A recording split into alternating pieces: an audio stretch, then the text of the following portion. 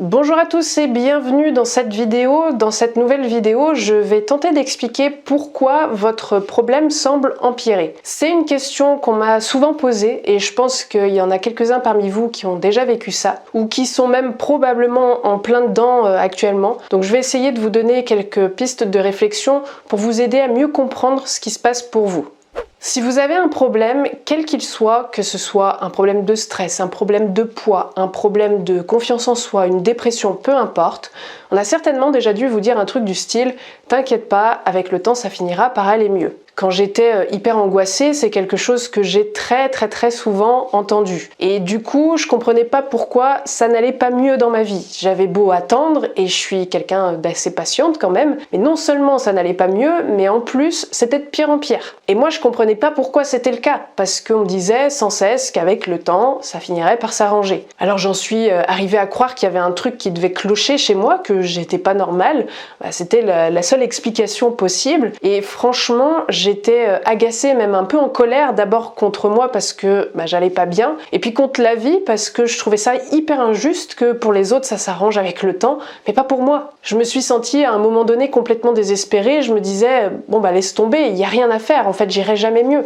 Alors si vous vous reconnaissez dans ce que je viens de dire, déjà première chose à savoir, il n'y a rien qui cloche chez vous. C'est normal qu'on passe parfois par des phases où le problème semble empirer. Et ensuite, deuxième chose, vous allez pouvoir aller mieux. Il y a des solutions. Et à la fin de cette vidéo, je vais vous donner quelques petits tips pour pouvoir vous sortir de ça.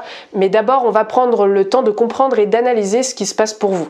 Je suis quasiment sûre que vous avez en plus essayé plein de techniques et plein d'astuces différentes, peut-être même que vous avez tenté de consulter différents professionnels pour tenter de sortir de votre problème, mais rien n'y fait, c'est toujours là et ça s'aggrave. Mais donc c'est pas un problème de manque de volonté, souvent on nous fait la réflexion quand on veut, on peut. Alors oui mais non, c'est pas aussi simple. Les personnes que je reçois généralement, bien évidemment qu'elles veulent toutes aller mieux, mais c'est pas pour autant qu'elles vont mieux. Je suis quasiment sûre que vous faites certainement déjà plein d'efforts, mais c'est pas suffisant. Alors pourquoi votre problème empire avec le temps, malgré tous les efforts que vous fournissez? Je pense que ça tient à très peu de choses. Si j'essaye d'expliquer ça très simplement, si votre problème empire, c'est parce que vous luttez contre le problème. Je le redis parce que c'est vraiment important de bien le comprendre, si votre problème empire, c'est parce que vous luttez contre votre problème. Et s'il y a bien une chose dont je suis sûre, c'est que plus vous allez lutter, plus votre problème va s'aggraver. Prenons quelques exemples concrets. Plus vous allez lutter contre le stress, plus il va empirer. Plus vous tentez de lutter contre vos grignotages, plus vous allez grignoter. Plus vous luttez contre votre dépression, plus ça empire.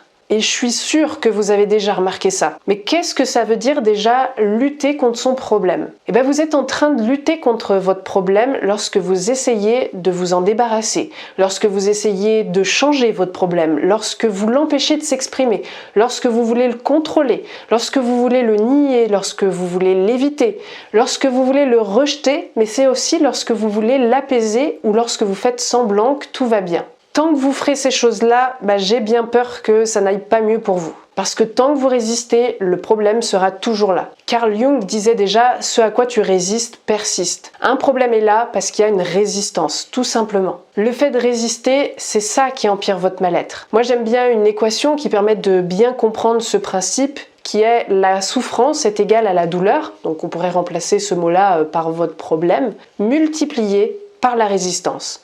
C'est la résistance qui crée votre souffrance. Et résister, c'est épuisant. Ça demande énormément d'énergie de résister, de lutter contre un problème. C'est comme vouloir remonter un cours d'eau à contre-courant. Donc non seulement c'est épuisant, mais en plus, clairement, ça marche pas très bien. C'est là qu'on a quand même un grand risque de se noyer. Donc retenez bien, plus vous résistez, plus vous luttez contre votre problème, plus il va empirer. Du coup, venons-en un peu plus aux solutions. Qu'est-ce qu'il faut faire alors pour sortir de ce schéma-là? La solution est assez simple. En fait, il s'agit tout simplement d'arrêter de résister. Plus concrètement, ce que ça veut dire, c'est qu'il s'agit d'être dans l'acceptation du problème. Et certainement que vous vous demandez, oui d'accord, c'est bien beau, mais comment on fait pour accepter son problème? Il n'y a rien à faire en fait. Juste arrêtez de faire ce que vous faites, arrêtez de résister. C'est là la subtilité. Beaucoup de personnes pensent qu'il faudrait faire quelque chose pour pouvoir aller mieux. Alors que très souvent, pour pas dire à chaque fois, c'est lorsqu'on arrête de vouloir aller mieux, qu'on arrête de vouloir se débarrasser ou changer notre problème, que là les choses commencent à évoluer. C'est ça l'acceptation du problème. Et il y en a beaucoup en consultation qui me disent « Non mais vraiment, je pense que j'ai accepté mon problème », mais pourtant, ils vont pas mieux. Donc déjà, si vous n'allez pas mieux, c'est que le problème n'est pas encore totalement accepté.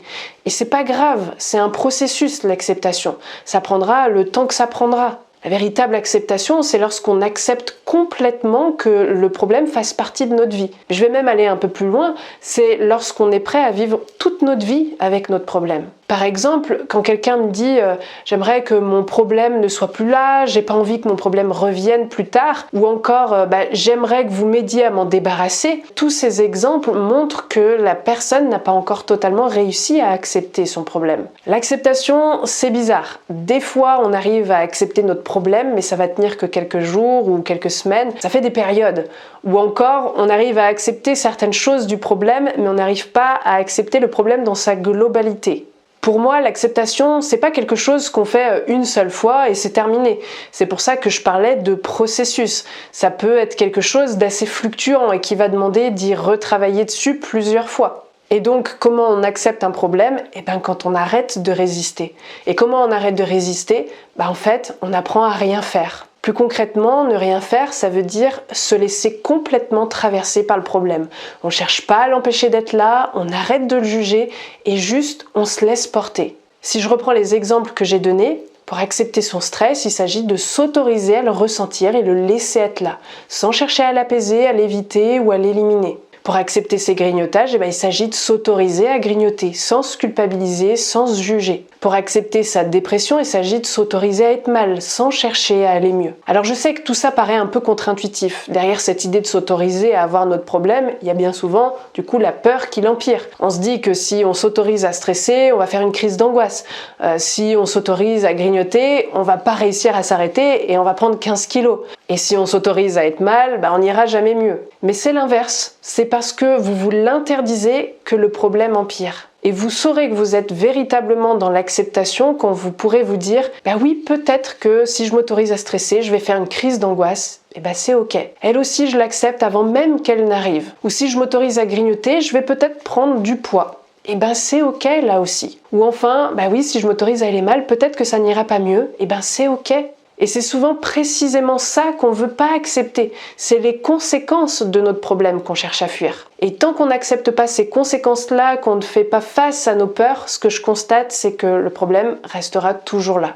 Donc je sais que c'est bizarre, mais testez-le, ne prenez pas mes paroles pour des vérités absolues. À titre personnel, je sais que j'ai testé beaucoup de choses et le seul truc qui m'a aidé à me libérer de mes angoisses, c'est lorsque j'ai commencé à accepter mon stress. Et comment j'ai fait pour ça? Je me suis autorisée à le vivre pleinement, à tel point que je cherchais volontairement à stresser. J'en ai même fait une vidéo si ça vous intéresse d'en savoir plus. Pareil, dans mon travail avec les personnes que je reçois en consultation, j'ai eu beau chercher et tester différentes techniques, les seules qui fonctionnent réellement, c'est celles qui respectent le principe de l'acceptation. Mais peut-être qu'un jour, quelqu'un me prouvera le contraire et je serai vraiment très curieuse d'en savoir plus.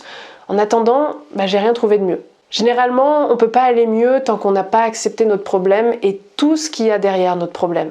Donc si je résume simplement tout ce que je viens de dire dans cette vidéo, premièrement, comprenez que si vous n'allez pas mieux, c'est que vous résistez à votre problème.